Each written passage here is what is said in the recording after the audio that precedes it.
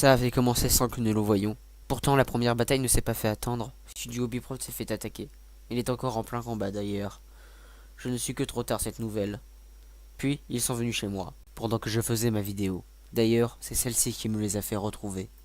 Bonjour à toutes et à tous, c'est Nosneville, et aujourd'hui, comme je n'ai aucune originalité, ça sera la critique de Spider-Man sorti en 2002 et réalisé par Sam Raimi. C'est parti!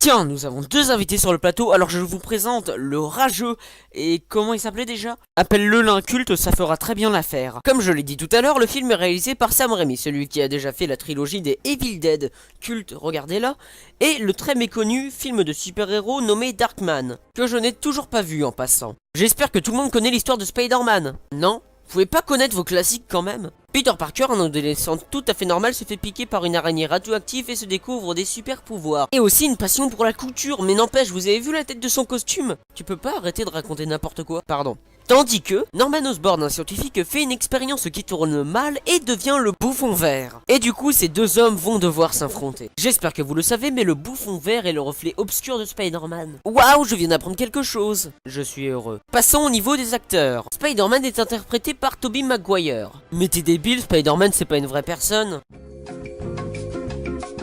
Et du coup, Tobey Maguire joue quand même bien, mais surjoue à certains moments. Quant à elle, Mary Jane est interprétée par Kristen Dunst, qui joue bien, mais il y a encore un point négatif. En 1 heure, Spider-Man sauve 3 fois Mary Jane sur un film de 2 heures. C'est beaucoup trop répétitif. Et le bouffon vert est interprété par William Dafoe, et encore une fois, ça surjoue. Mais ça, c'est dans le personnage et du coup, ça passe. Les personnages sont très bien développés, à part elle. Restons encore un peu dans les points positifs en parlant du cadre.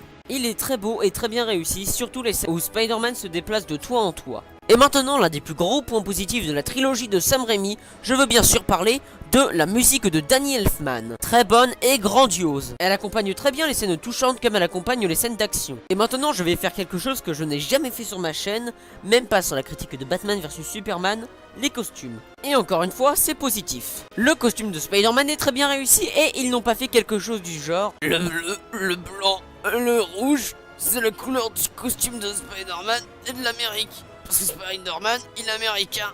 Et qu'en plus, il représente l'Amérique. Dites, je suis un génie.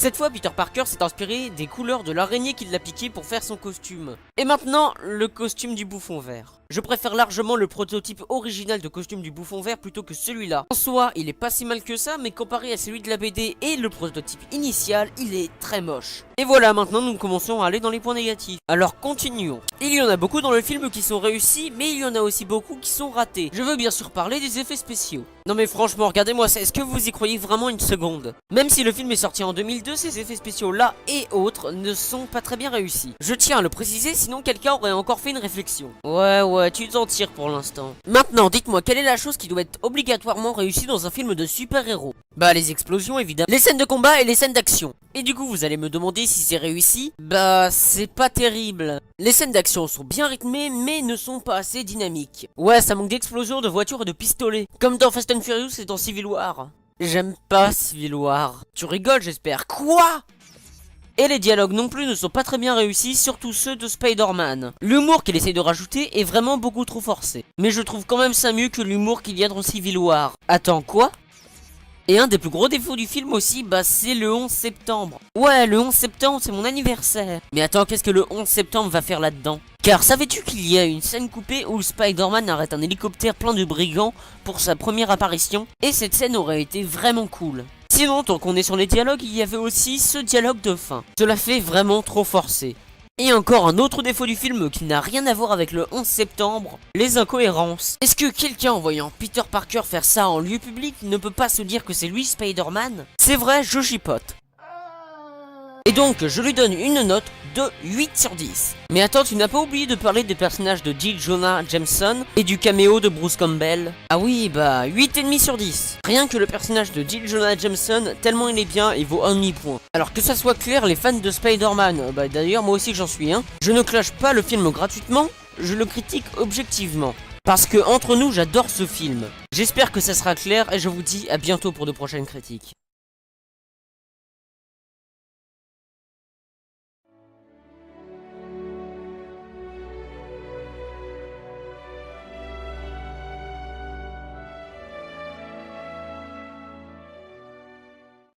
Studio Bipro des Hydra 59 ont eu la violence et les armes des hommes. Moi,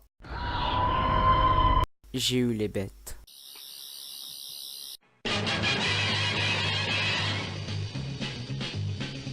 Spider-Man, Spider-Man, does whatever a spider can.